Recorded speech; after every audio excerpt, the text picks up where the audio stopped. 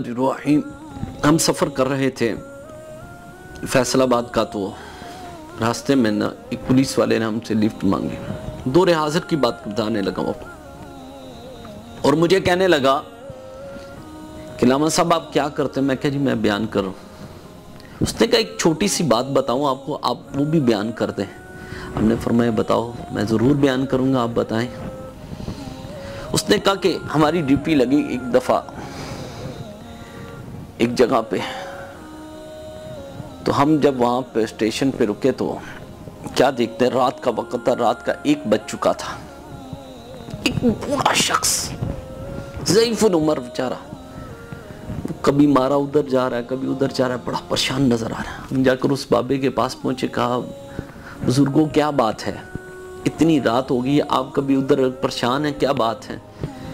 कहा बेटा क्या बताऊं कि मैं ना रास्ता भूल गया हूं, और मुझे पता भी नहीं कि मैंने कहाँ पे जाना है, और मुझे इतना सिर्फ पता कि कोई 10 को मील यहाँ से दूर मेरा बेटा रहता है, मैं उसके पास आया हूँ, उसको मिलने के लिए आया था, और गलती से मैं यहाँ पर उतर गया,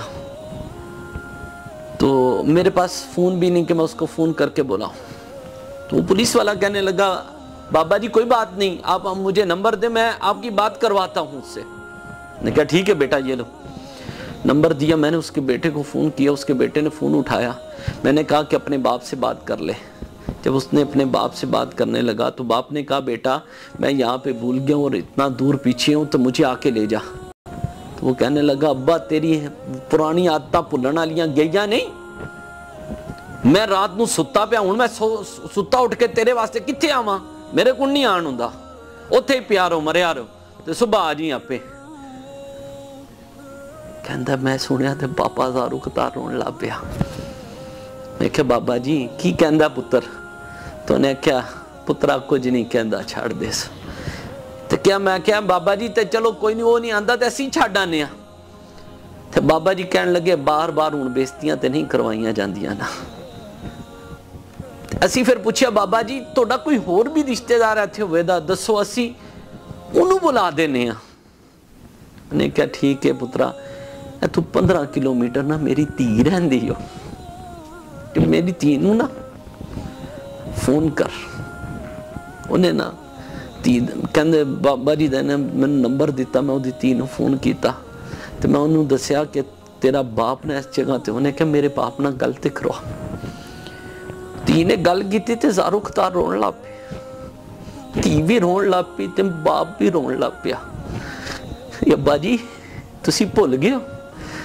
कोई गल नहीं अब्बा जी, मैं हुणे आई। अब्बा जी परेशान ना होना, मैं थोड़ी देर च तुहाडे कोल पहुंचनी आ, मेरी पुलिस वाले नाल गल ते करवाना। जिन्होंने चुकिया ते कहने मेरे नाल गल करवाई, तो कहन लगी मेरे अब्बे नूं सुबह दा भुखा है, कुछ खादा नहीं, तुसी इहनूं कुछ खवा दिओ। मेरे बाप ने सुबह का कुछ पीता नहीं होना, इन्हूं कुछ पिया दिओ, मैं सारी पेमेंट कर दियांगी आके। मेरे बाप नूं अगां पिछा ना जाण देना, बस मैं थोड़ी देर च आई तुहाडे कोल, मैं हुणे आई, मेरे बाप नूं ना जाण देना। धीआं वाले सोचण यार, धीआं बड़ा प्यार करदियां ने, अपने बाप नाल बड़ा प्यार करदियां, धीआं बड़ियां मोहब्बत करदियां, बड़े बड़े छड़ जांदे, धीआं नहीं छड़दियां यार, धीआं बड़ी मोहब्बत करदी।